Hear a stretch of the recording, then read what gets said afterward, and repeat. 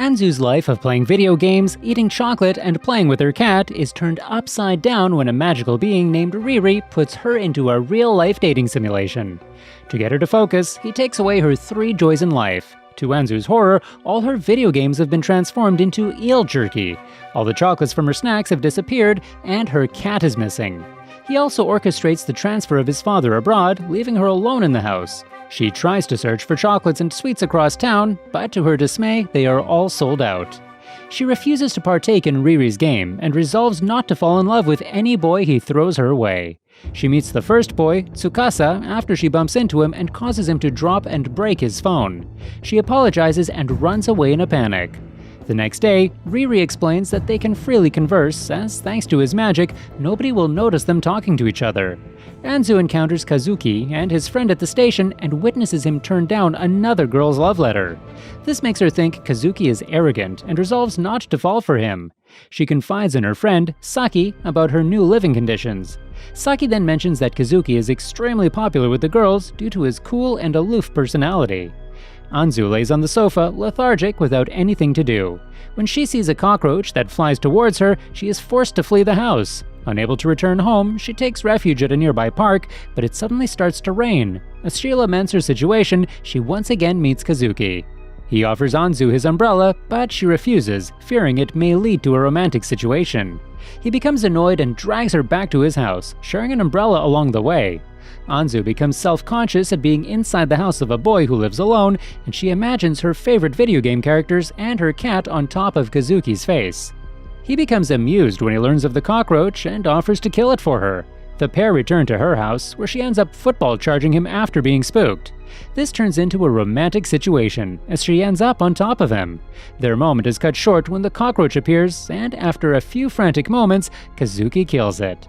Due to a typhoon orchestrated by Riri, Kazuki is stranded inside her house. She decides to cook dinner for them, but when Riri teases her that this is a good chance to show off her cooking skills, she serves cup noodles instead. Realizing that resistance is futile, she invites Kazuki to stay the night. She later dresses in the tackiest clothes possible to minimize romantic interactions. After Anzu wins 4 straight games of Reversi, Kazuki challenges her to play Game of Life, with the loser forced to prepare their lunch for the next day.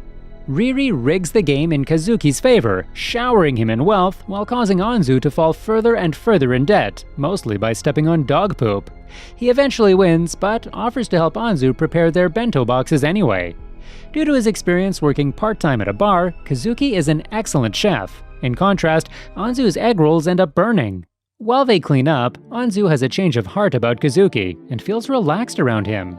Frustrated that none of his plans worked, Riri puts Anzu to sleep, giving Kazuki an opportunity to sit by her side. He remarks that he hasn't had this much fun in a long time. Anzu wakes up embarrassed that she slept on Kazuki's lap the whole night. He thanks her for letting him stay the night and leaves, but he soon returns, explaining that his entire apartment was flooded. He takes a day off from school and borrows Anzu's phone to inform his teacher. While he searches for a new place to stay, Anzu heads off to school and considers sharing her current predicament with Saki. She suddenly receives a call from Kazuki, who has bought a new phone, and asks to meet her after school. She feels guilty at being the reason his phone broke, but she mostly blames Riri. A teacher tries calling Kazuki, concerned for his well-being. 2 girls, Rina and Yukika, interject and put the call on speaker, and are shocked to hear Anzu's voice instead. Meanwhile, Kazuki is troubled at being the center of attention inside a cafe. Anzu finally appears, but he is distressed to see that Rina and Yukika tagged along with her. Not wanting to deal with them, he drags Anzu out and escapes. She apologizes for making him uncomfortable, but Kazuki explains that he simply has no interest in dating at the moment. He is grateful to Anzu, as she has never pestered him in any way, and he remarks that he feels relaxed around her. He then receives a call that there are no apartments available. Without a place to stay, he asks if he can stay over at Anzu's house for a month and offers to take care of household chores in exchange. Still guilty over breaking his phone, Anzu agrees, but realizes that this was all part of Riri's plan. The next morning, she answers the door to find a tall man, Junta, who claims to be her childhood friend. Kazuki emerges from the door, signaling the start of Anzu's love triangle. Anzu hastily explains why Kazuki is staying at her house and runs inside to grab her things. Kazuki and Junta size each other up, recognizing they are rivals. Anzu confronts Riri about his meddling and assumes that he brainwashed him somehow. He explains that he had a crush on her since middle school, and all she has to do is accept his feelings. The pair walk to school together, and Junta expresses his discomfort that a hot guy like Kazuki is staying at her house. She reassures him that the two are just friends, and that neither has any interest in dating. Junta notices a giant Hercules beetle on her hair and removes it. While they chase it, Riri causes Anzu to trip, prompting Junta to catch her, and they share a moment together. They run into Saki, whose memories are believed to have also been manipulated. The three walk together to school, and Anzu is relieved that Junta seems easy to get along with. Elsewhere, Rina tries to get Kazuki's new phone number, but she becomes frustrated when he rebuffs her. Junta and Kazuki continue investigating each other through their friends, and both develop a sense of danger about the other. Anzu is later called by Kazuki to swap their lunchboxes. They are joined by his friend, Makoto, and the three decide to have lunch together. Anzu spots a chocolate cornet, and Makoto offers to share it with her, but an invisible barrier set up by Riri physically prevents her from grabbing it. After seeing her have lunch with Kazuki, Rina and Yukika call her out behind the school building to intimidate her. Anzu insists that the two are just friends, so Rina asks her to set them up. She refuses, knowing Kazuki is not interested in dating, and she does not want to force a friend to do such a thing. Kazuki and Junta overhear her, and are touched by her thoughtfulness. Rina and Yukika begin getting rowdier, but a strange girl suddenly appears, and makes backhanded compliments to force the two to leave. Anzu closely inspects her and realizes that it is Riri. Riri invites Junta and Kazuki to Anzu's house for a dinner party. Anzu attempts to make herself as unattractive as possible, but Riri does everything in her power to prevent this from happening, causing her to stumble onto Kazuki. Junta feels threatened by Kazuki's many good points and laments that he is no match for him. Riri tries to spice things up by suggesting that Kazuki stay at Anzu's house longer, but he declines to impose any further. She insists that Junta stay instead, leading to Anzu trying to shut her up. She snatches Riri's wand and drags her out to buy the ice cream together, but her wand ends up falling into dog poop, preventing her from using any magic. Meanwhile, Kazuki reassures Junta that he has no interest in dating Anzu. Anzu's friends express their jealousy over her sudden close relationship with Kazuki and remark that she is now surrounded by hot guys. After a rather exhausting day, Anzu falls asleep as soon as she arrives home. A loud noise wakes her up, and assuming that it is Riri stealing away her belongings again, she barges into his mom's room to find an underwear thief. Irrationally angry that he ignored her underwear and went straight for her mom's, she chases him out of the house. Junta, who was supposed to just drop off some food, assists in catching the thief. After handing him over to the police, Junta receives a call from his mother, instructing him to stay at Anzu's house, out of concern for her safety. Anzu is horrified, as falling in love has now become easier than ever. Things are going according to Riri's plan, as Junta and Kazuki move into Anzu's house. Fortunately, she has found a part-time job, meaning she has less time to interact with them. Later, Junta's friends suspect his boxed lunch was made by Anzu, although he vehemently denies it. Elsewhere, Kazuki is once again pestered by a girl, and he bluntly turns her down. The next day, Kazuki invites Anzu out to go shopping, but is exasperated to learn that all her clothes have cat prints on them, and she has no appropriate outfits for going out. Riri manages to perform a drastic makeover on Anzu, transforming her rough exterior into a conventional beauty. Kazuki is caught off guard by her new appearance, which makes Anzu a little self-conscious. The two go to the mall, where Anzu discovers that Kazuki frequently wears hats to avoid drawing attention to himself, but this has little effect. After a few hours, Anzu finally picks out a dress, which she remarks is her first article of clothing without a cat on it. Anzu excuses herself to go to the bathroom, leaving Kazuki alone. He starts to become uncomfortable from all the stares he seems to attract. A panic attack soon sets in, but Anzu returns just in time, dispelling his anxiety. She thanks Kazuki for inviting her out, and the pair return home to watch a scary movie with Junta. Anzu is satisfied with this status quo and does not intend to do anything to jeopardize the friendship she has built. However, the next day, Anzu runs to school after waking up late. A car bumps into her, revealing a third man intended for her, all according to Riri's plan. The haughty Kogane and his attendant, Tsuchiya, escort Anzu to school after the accident. Anzu is offended by Kogane's egotistical behavior and is not surprised to learn he is called the prince at school. A few days later, she is invited out by Kogane. He is dismayed by her plain appearance and drags her to a high-end boutique to dress her in flashier attire. Kogane reveals that he assumed Anzu staged the accident so that she could go on a date with him. Offended, she storms off, remarking that she has no interest in him. Kogane is perplexed that a girl could possibly resist his charms, further reinforced when she returns the dress she wore the next day. Anzu is later refreshed by Junta's kindness, a welcome change of pace. Riri arrives and invites them to dinner at Anzu's house, and they are joined by Kogane, who declares to win over Anzu's heart. Kogane showers Anzu with gifts, which she is tempted to accept, but when she learns that the conditions are that she has to date him, she hesitates. Riri pulls her aside and encourages her to take the deal, but Anzu retorts that humans are not so easily swayed. She refuses the presents and sends Kogane on his way, remarking that he can't assume his parents' wealth is his own. The next day, Anzu is surprised to find that Kogane has joined the convenience store she works at. She tries to protest, but her boss points out that his regal charm attracts customers. One day, Tsuchiya thanks Anzu for inspiring Kogane to reconnect with the simpler side of life. He explains that due to Kogane's spoiled upbringing, his father sent him to a public school to try and rectify his behavior. Kogane confronts Anzu and asks her what she wants, and she simply requests for iced candy. The pair eat together along a park, where Anzu falters for a moment and falls for Kogane's charm. When Anzu is harassed on the streets, a girl named Arisa comes to her rescue, and the pair scare them off. Kazuki arrives, who is revealed to be Arisa's younger brother. Anzu invites them back to her house and expresses her gratitude for how much help Kazuki has been. Arisa smiles when she observes that Anzu and Kazuki have impeccable chemistry. Anzu asks why Kazuki lives alone, and Arisa replies that they have an ishy dad, but does not elaborate further. She suggests that Kazuki stay at Anzu's house for a little while longer, and Anzu happily accepts. Riri, frustrated that nothing overtly romantic has happened yet, takes Anzu out on a mock date to practice for the real thing, offering to buy her a cat hoodie as a reward. Taking on the persona of her cousin Ryo, they head out to the movies and encounter Kazuki and Makoto, leading Ryo to cling heavily onto Anzu. Fearing Kazuki might get the wrong idea, she quickly drags him away. They end up watching a romance film, and Anzu ends up crying even though she said the movie was cliché. After sharing some boba tea, they run into Koganai. Ryo taunts him by pointing out that Anzu had previously turned down his invitation to a date, but he retorts that he will soon be able to entertain her better than anyone else. Anzu asks Ryo why he keeps trying to provoke her love interests, and he replies that the appearance of a new rival may awaken realizations of love that were not previously there. They end up enjoying the rest of the day, and even Anzu is surprised she had fun. On the way home, Ryo gives Anzu a kiss on the cheek, hoping to go out on another date with her. Junta happens to see this and is devastated, and Anzu does her best to lift his spirits. Anzu runs into her old friends, Riporin and Amin, who invite her to a planned reunion.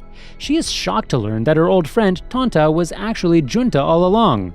Riri hadn't manipulated or brainwashed him in any way. When she brings Junta over to meet them, the girls are surprised at how much he's grown since then. He agrees to come to the reunion, but he says he will be late due to a game that day. On the day of the reunion, Anzu reunites with her old friend Ryuya, who is hinted to have a crush on her.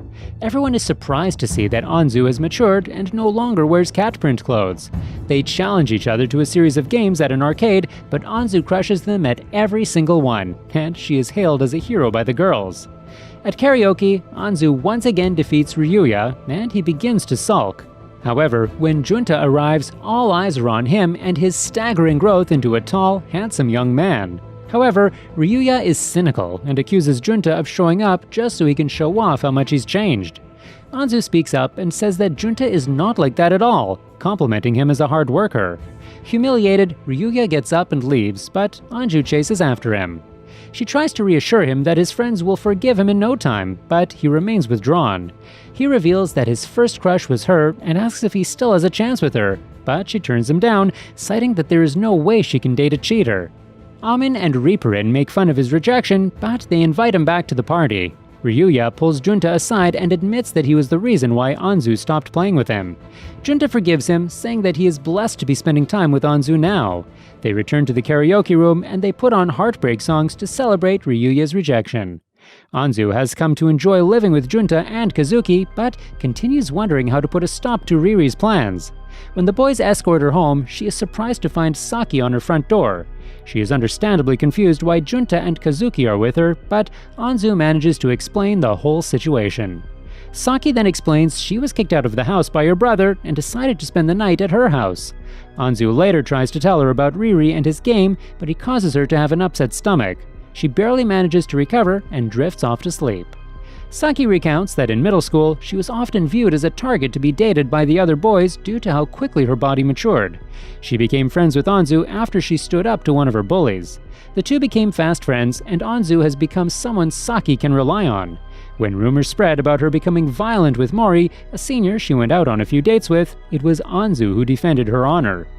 The next day, Riri invites everyone to the summer festival, dressing the girls up in traditional yukata. They end up encountering Ryuya and Anzu's other old friends. When he sees how attractive Kazuki is, Ryuya pulls Junta aside and encourages him to confess to Anzu. Saki runs into Makoto, set on an errand run by his sister. Mori shows up out of nowhere, and when Makoto notices her in distress, she grabs her by the wrist and whisks her off, and she is glad that he did. Anzu finds Kazuki and decides to take a selfie, and they're joined by their other friends. To their surprise, Kogane and Tsuchiya are also there. As they watch the fireworks, Riri causes Anzu to trip so that Junta and Kazuki can catch her, but she drops her cotton candy as a result. Unbeknownst to them, a picture of Kazuki is seen by a mysterious girl who has finally found him. After having an unexpectedly fun date with Koganai and Tsuchiya, Anzu encounters Yukana, who claims to be dating Kazuki. Anzu senses something is amiss, and her fears are confirmed when Kazuki panics at the mere sight of Yukana. Kazuki becomes nauseous and explains that Yukana is his stalker. He recounts that after picking up her bag, she began to greet him every day at school, which gradually escalated to her sending packages to his house under his mother's name. This created friction between him and his father, who blamed him for being indecisive. The situation worsens when Yukana invades his home after drugging him to sleep, posting pictures online that destroys his social life. With this constant fear, he was forced to move out of the house. Anzu embraces him and wishes that she had met him sooner. Junta and Arisa show their support, and for the meantime, Anzu informs the police of the danger posed by the stalker.